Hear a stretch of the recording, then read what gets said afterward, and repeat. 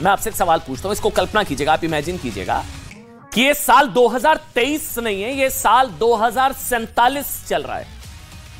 2047 वो Bihar Phulwari Sharif terror module याद है, इस्लामिक स्टेट बना देंगे 2047 तक। मतलब समझ लीजिए 2023 नहीं 2047 चल रहा है। फर्ज करिए मतलब कट्टरपंथियों का सपना, जिहादी कट्टरपंथियों का सपना पूरा हो चुका है, भारत को इस्लामिक राष्ट्र बनाया जा चुका है। फॉर एग्जाम्पल 2047 चल रहा है, गैर मुसलमानों से जिहादी जबरदस्ती इस्लाम कबूल करवा रहे हैं। ये लोग जिहादियों से हार गए, उनसे मतलब जो लोग जिहादियों से हार गए उनसे टैक्स वसूला जा रहा है, गैर मुसलमानों से जजिया लिया जा रहा है। 2047 चल रहा है, समझ लीजिए। अगर इनकी साजिश कामयाब होती है और गैर मुसलमानों की जमीनों पर भी टैक्स लगा दिया गया है, जो लोग जिहादियों का राज कबूल नहीं कर रहे हैं उन्हें सरेआम फांसी दी जा रही है।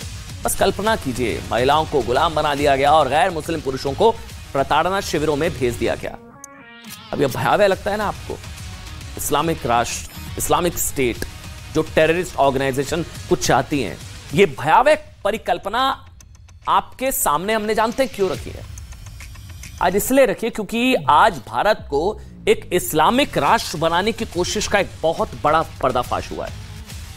मध्य प्रदेश और तेलंगाना से, सुनिएगा जो मैं बता रहा हूं, मध्य प्रदेश और तेलंगाना से हिज्ब उत तहरीर, एक टेरर ऑर्गेनाइजेशन है, हिज्ब उत तहरीर HUT नाम के आतंकवादी संगठन से जुड़े 16 लोगों को गिरफ्तार किया गया। 16 आतंकवादी पकड़े गए HUT के, ठीक, मध्य प्रदेश तेलंगाना से। बहुत आराम से समझिएगा इस आतंकवादी संगठन का इतिहास क्या है, यह संगठन कैसे पूरी दुनिया में एक इस्लामिक स्टेट बनाना चाहता है, इस्लामिक राज्य स्थापित करना चाहता है और भारत के गैर मुसलमानों पर शासन करने का और भारत के हिंदुओं से इस्लाम कबूल कराने का इसका प्लान क्या है ना, मैं आपको आगे बताऊंगा। तो उससे पहले जान लीजिए कि इस आतंकवादी संगठन ने भारत के हिंदू महिला और पुरुषों को कैसे अपना शिकार बनाया और कैसे उनसे इस्लाम कबूल करवाकर अपने ही देश के खिलाफ भड़काया। मतलब ये लव जिहाद अल्ट्रा प्रोमैक्स वर्जन आप कह सकते हैं, नया वेरिएंट है। आपको जानकर हैरानगी होगी। अब सुनिए कि जिन 16 लोगों को हिज्ब उत तहरीर के लिए काम, मतलब आतंकवादी संगठन के लिए काम करने के आरोप में गिरफ्तार किया गया, 16, उनमें से 7 लोगों का धर्म परिवर्तन कराया गया था। जी हां, 16 आतंकवादियों में से 7 कन्वर्टेड थे। इसके बाद इनके मन में जिहाद का जहर बोया गया, देश से नफरत कराना सिखाया गया और मौका मिलते ही धर्मांतरित हुए कई आरोपियों ने अपनी हिंदू बीवियों को भी इस्लाम कबूल करा लिया। ये हम नहीं कह रहे हैं, सब ATS कह रही है। इसलिए आज आपको परिवारों के भी हम बयान सुनाएंगे। जब आप परिवारों को सुनेंगे, परिवार तो झूठ नहीं बोलेगा, ATS परिवार, जांच एजेंसियां। इसलिए आज आपको लव जिहाद के इस नए वेरिएंट से, ये बहुत डेंजरस वेरिएंट है, बहुत डेंजरस वेरिएंट है, इसकी वैक्सीन पता नहीं कब आएगी, लेकिन बहुत डेंजरस वेरिएंट है ये लव जिहाद का नया। देश को आगाह करना बहुत जरूरी है, जो किसी वायरस की तरह देश को खोखला करने की साजिश है।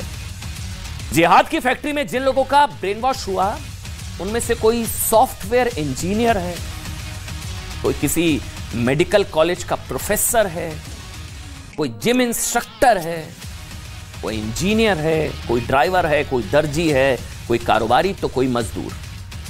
ये गिरफ्तारियां 9 मई को इंटेलिजेंस ब्यूरो IB, सुनिए, ये गिरफ्तारियां 9 मई को intelligence bureau, Madhya Pradesh police की स्पेशल टास्क फोर्स और एंटी टेररिस्ट स्क्वाड की एक संयुक्त कार्रवाई के दौरान हुई। अब इस मामले की जांच NIA यानी कि नेशनल इन्वेस्टिगेशन एजेंसी को सौंपने की तैयारी हो रही है। 16 आतंकवादी पकड़े गए। आज हमने ना ग्राउंड से इस जिहाद फैक्ट्री के बारे में जानकारियां जुटाई, जो हमें पता लगा वो हैरान कर देगा आपको।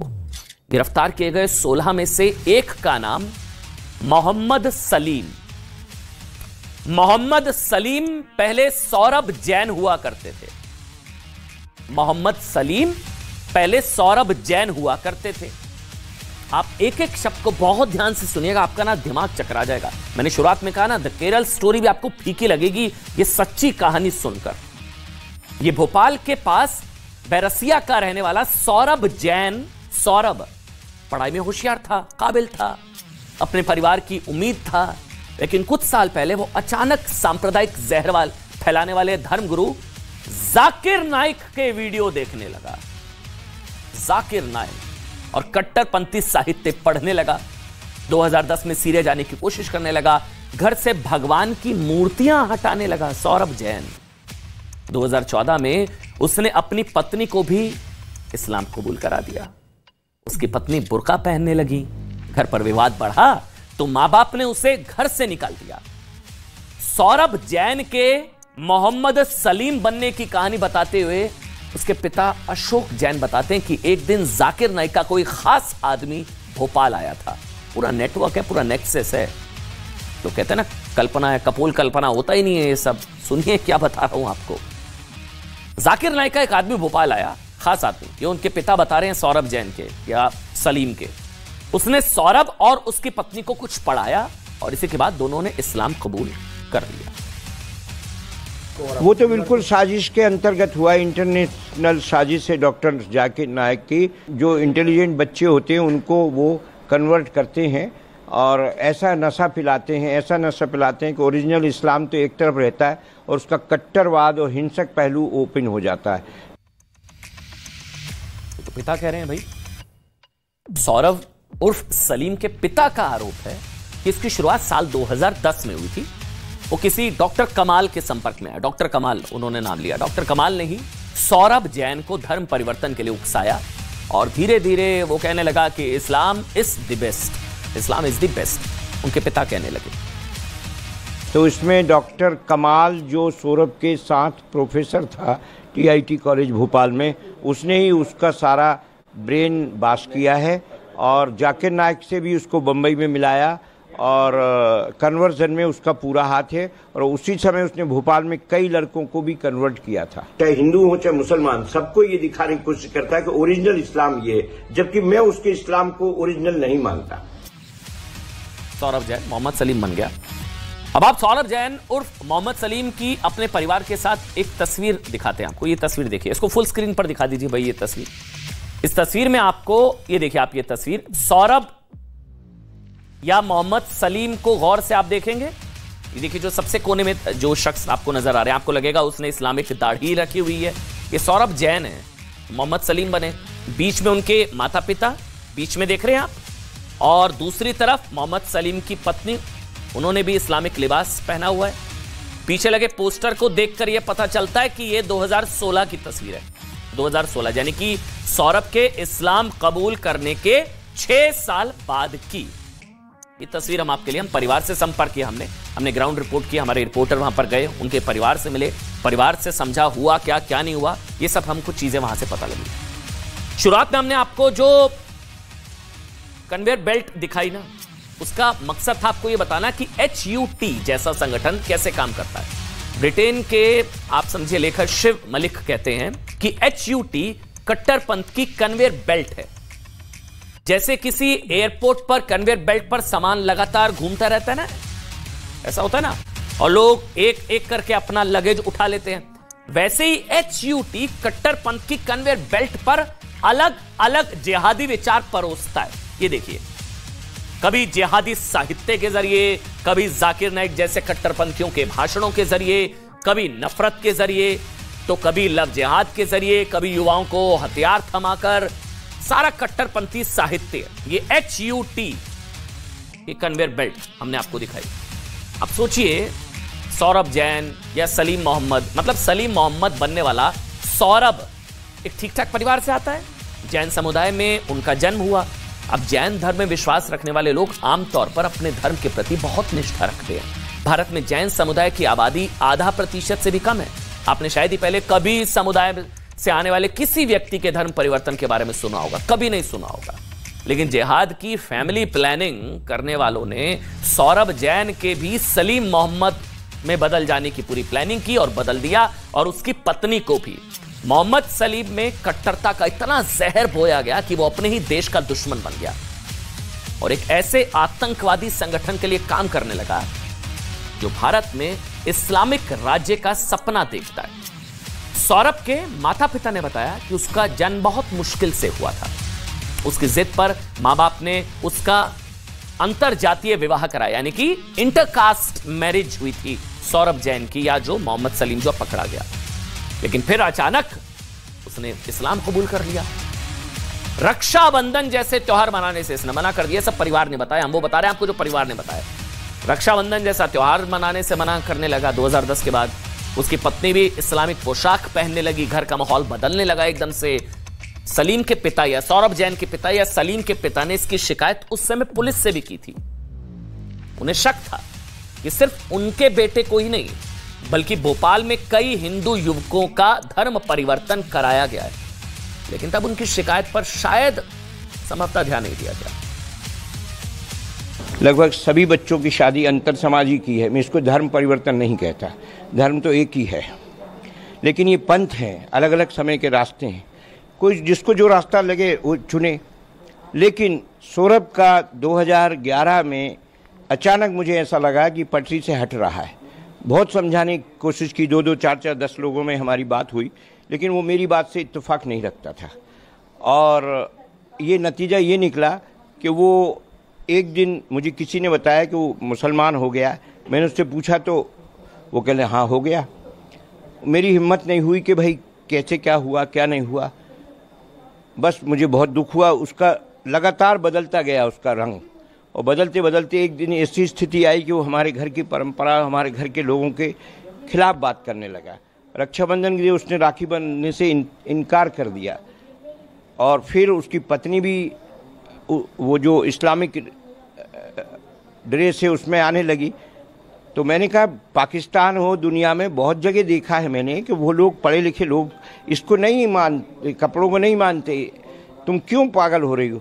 तो वो उन्होंने कहा नहीं ये बहुत ज़रूरी है, हम तो मानेंगे। तो मैंने उनको घर से निकाल दिया, दोनों को घर से निकाल दिया, और इसकी सूचना मैंने पुलिस को भी दी, और पुलिस को ये भी बताया कि ये इसके साथ कुछ और लोग भी मतांतरण कर रहे हैं।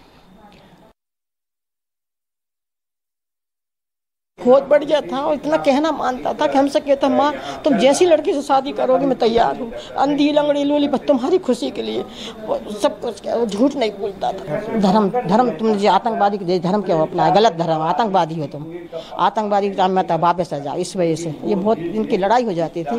तो मैं उससे कहती भैया बहस मत कर, पापा से चुप हो जाता था। इसीलिए निकाला था उन्होंने कि तुम ये ठीक नहीं कर रहे हो, तुम ये देशद्रोही मत बनो, तुम ये नहीं हो। मैं भी कहती कट्टा टाइप को हो रहा था, इसलिए लग रहा था। मैं भी कहती भैया पापा सच कह रहे हैं, तो देख फंस जाएगा, तू वापस आ जा, हम तुझे तू जहाँ कहेगा हम वैसे करेंगे। हमने बहुत गुरुओं को भी, हमारे जैन गुरुओं के पास भी लेगा, सब कर गए। देखिए एक चीज हम यहाँ पर बता दें, हम लोगों को इनसे कोई सहानुभूति नहीं है। ये जो लोग टेररिस्ट ऑर्गेनाइजेशन में पहुंचे, जैसे भी पहुंचे, कोई सहानुभूति नहीं है। ये अपने किए की सजा भुगते, और ये जो भी आज इनके साथ हो रहा है ये इनके खुद के कुकर्मों की वजह से हो रहा है। लेकिन बस हम ये समझाने की कोशिश कर रहे हैं कि क्या ये कोई ट्रैप होता है, क्या कोई ब्रेन वॉश कर दिया जाता है। जो परिवार का दर्द है वो कम से कम आप तक पहुंचा रहे हैं, और ये एक तरीके से देश को आगाह भी कर रहे हैं कि अगर इस तरह की कोई कॉन्स्पिरेसी है तो। सोचिए कुछ लोग ना फिल्म द केरल स्टोरी पर सवाल उठा रहे थे। इन लोगों को उस फिल्म के डायलॉग से बहुत आपत्ति थी, लेकिन आज जो बातें सौरभ या कहें सलीम मोहम्मद के पिता कह रहे, माता पिता कह रहे, भाई वो कोई डायलॉग नहीं है। फिर भी फिल्म में कही गई बातों और उनके बेटे को जिहाद के रास्ते पर खोने वाले माँ बाप के बयानों में कितनी समानता है। तुम लोगों ने बताया नहीं तुम कौन से गॉड को मानता? I think Shiva is a big God. जो गॉड अपनी वाइफ के मरने पे ऐसे कॉमन मैन की तरह रोता हो, वो गॉड कैसे हो सकता है? नहीं, धर्म को लेकर वो बहुत अच्छी बात भी करता था, लेकिन वो एक बात का घमंड था उसे कि Islam is the best then other religion. तो ये मुझे स्वीकार ही नहीं था। और दूसरी बात ये कि वो इंडियन जो कल्चर है या इंडियन ट्रेडिशन है, इनके खिलाफ भी बोलता था कि इस्लाम में ये ठीक नहीं है। फोटो वगैरह भी हटाने की बात करते थे। हाँ, वो तो अब इस्लाम में तो बिंदी नहीं लगाते, कुछ भी नहीं करते। अब आप तय करिए, फिल्म द केरल स्टोरी के डायलॉग्स, कपोल कल्पनाएं, सब होता ही नहीं, कहाँ होता ही नहीं है भाई ये सब। तो जो अभी भी कहते हैं ना नहीं होता, एक बार जाके मिलें, हम गए इनके परिवार से मिले, जाके मिलें आप इनके परिवार से, आपकी सारी शंकाएं दूर हो जाएंगी कि कितना खतरनाक प्लान होता है ये लव जिहाद का नया वेरिएंट बहुत डेंजरस है। मध्य प्रदेश एटीएस का दावा है कि HUT यानी कि हिज़्ब उत तहरीर के निशाने पर वैसे गैर मुस्लिम युवा थे जिन्हें आसानी से बरगलाया जा सकता है। HUT ने ऐसे लोगों की पहचान की और फिर उन्हें जिहादी साहित्य और भाषणों के जरिए भड़काकर साजिशन, पूरी प्लानिंग के तहत उनका इस्लाम में धर्म परिवर्तन कराया गया, पूरी प्लानिंग के साथ। लेकिन इस षड्यंत्र का शिकार होने वाले सौरभ और उसकी पत्नी अकेले नहीं है। आपको लग रहा होगा इक्का दुक्का मामला हो सकता है भाई। गिरफ्तार किए गए लोगों में ओडिशा का रहने वाला अब्दुल रहमान भी है, जो पहले देवी प्रसाद हुआ करता था। समझे, फिर से नाम ले रहा हूं मैं, अब्दुल रहमान, जो पहले कौन होता था? देवी प्रसाद हुआ करता था। हैदराबाद का मोहम्मद अब्बास भी है, जो पहले वेणु कुमार हुआ करता था। एटीएस के सूत्रों के मुताबिक गिरफ्तार लोगों में से एक यासिर खान भी है, जो भोपाल में जिम इंस्ट्रक्टर था। समझ रहे हैं आप? यासिर खान जिम इंस्ट्रक्टर था भोपाल में। उसने हिंदू लड़की से शादी की थी और बाद में उसने अपनी पत्नी को भी इस्लाम कबूल करा दिया। गिरफ्तार हो गए। अब गिरफ्तार हुए 2 और लोग ऐसे हैं जिन्होंने हिंदू लड़कियों से शादी की और उनका भी धर्म परिवर्तन करा दिया। ये सब एटीएस ने बताया। इसे आप, मैं फिर से रिपीट करूंगा, इसे आप जिहाद का अल्ट्रा प्रोमैक्स वर्जन भी कह सकते हैं। ये नया वेरिएंट है, बहुत ही डेंजरस है। क्योंकि अभी तक क्या होता था? अभी तक तो आपने लव जिहाद की कहानियां सुनी होंगी, जिसके तहत किसी हिंदू लड़की को प्रेम के जाल में फंसाया जाता है, अपनी पहचान छुपाकर, और फिर उनका धर्म परिवर्तन कराया जाता है हिंदू बेटियों का। लेकिन इस मामले में पहले क्या होता है, हिंदू युवाओं का ब्रेन वॉश करके उनका धर्म परिवर्तन कराया गया और फिर उनके जरिए उनकी हिंदू पत्नियों का धर्म परिवर्तन कराया गया। इसलिए ये लव जिहाद का ना अल्ट्रा प्रोमैक्स वर्जन, या जिहाद का बाईपास रूट भी कह सकते हैं, कि डायरेक्ट पत्नी नहीं, पहले पति को पकड़ो। जो तथ्य सामने आए हैं उनकी गहराई में हम जा रहे हैं। एक चीज साफ है, लव जिहाद धर्मांतरण और धर्मांतरण के बाद आतंकवादी गतिविधियों को प्रश्रय, असंतोष फैलाने की कोशिश करना, ये हमने बहुत गंभीरता से लिया है। और मैं ये साफ कर देना चाहता हूं, ना तो लव जिहाद चलेगा, धर्मांतरण का कुचक्र चलने नहीं देंगे। इस तरह की गतिविधियां किसी भी कीमत पर बर्दाश्त नहीं की जाएगी। इन्वेस्टिगेशन चल रहा है, पूछताछ चल रही है, एटीएस सेंट्रल एजेंसीज के साथ मिलकर काम कर रही है। सरकार गंभीर है इस पूरे मामले को लेकर, जांच चल रही है, किसी को बख्शा नहीं जाएगा। जांच एनआईए तक को देने की बात हो रही है। मतलब जिम इंस्ट्रक्टर यासिर और मोहम्मद सलीम, जो पहले सौरभ जैन हुआ करता था, वो दोनों HUT के इस मॉड्यूल को हेड कर रहे थे। सौरभ जैन की शादी 2009 में हुई, 2010 में उसने इस्लाम कबूल कर लिया। 2 साल बाद पत्नी ने भी धर्म बदल लिया। उसके बाद मोहम्मद सलीम ने भोपाल में धर्म परिवर्तन का सर्टिफिकेट बनवाने की भी कोशिश की, लेकिन नाकाम रहा। इसके बाद उसने महाराष्ट्र जाकर सर्टिफिकेट बनवाया और फिर हैदराबाद शिफ्ट हो गया, जहां पर वो एक प्राइवेट मेडिकल कॉलेज के बायोटेक्निकल डिपार्टमेंट में प्रोफेसर बन गया। इस दौरान मोहम्मद सलीम अपने भाषणों से दूसरे युवाओं को भी, एक चेन बन जाती है ना, फिर इसके बाद वो अपने भाषणों से दूसरे युवाओं को भी धर्म परिवर्तन और HUT से जुड़ने के लिए उकसाने लगा। बीजेपी का आरोप है कि सौरभ उर्फ सलीम मोहम्मद जिस मेडिकल कॉलेज में प्रोफेसर था, वो AIMIM के नेता असद ओवैसी का है। ये बीजेपी का आरोप है। देखिए, हमने आपको ना शुरुआत में HUT यानी कि हिज़्ब उत तहरीर के बारे में बताया था। ये एक अंतर्राष्ट्रीय आतंकवादी संगठन है जो खुद को एक राजनीतिक पार्टी के तौर पर पेश करता है। HUT का नेटवर्क 50 से ज्यादा देशों में फैला हुआ है, लेकिन बांग्लादेश, चीन, जर्मनी, रूस, टर्की और इंडोनेशिया जैसे देशों में इस पर प्रतिबंध है। UAE और यमन को छोड़ दे तो इसे किसी भी अरब मुल्क में काम करने की इजाजत नहीं है, लेकिन ये लोग इस्लाम के नाम पर बहकाते हैं। जिन देशों में ये काम करता है वह बाकायदा इसके दफ्तर हैं। मतलब आप सोचिए, आप इसकी तुलना भारत के प्रतिबंधित कट्टरपंथी संगठन PFI से भी कर सकते हैं ना। इसकी स्थापना 1953 में हुई थी और इसका सपना है एक इस्लामिक स्टेट, इस्लामिक राज्य की स्थापना करना, जिसकी कमान मुसलमानों द्वारा चुने गए खलीफा के हाथ में होगी। ठीक वैसे ही जैसे ISIS इस्लामिक साम्राज्य स्थापित करने की फिराक में था और उसकी कमान अबू बकर अल बगदादी को सौंप दी गई थी। पाकिस्तान में HUT पर बैन नहीं है, होगा भी क्यों? क्योंकि पाकिस्तान में तो आतंकवाद के सारे स्टार्टअप फलते फूलते हैं ना, स्टार्टअप है। आतंकवाद का सबसे बड़ा स्टार्टअप पाकिस्तान है। लेकिन पाकिस्तान के रास्ते HUT भारत के युवाओं को जिहादी बनाने में जरूर लगा हुआ है। 2021 में NIA ने तमिलनाडु के, सुनिएगा, 2021 में तमिलनाडु में भी इसी तरह की कार्रवाई की गई थी।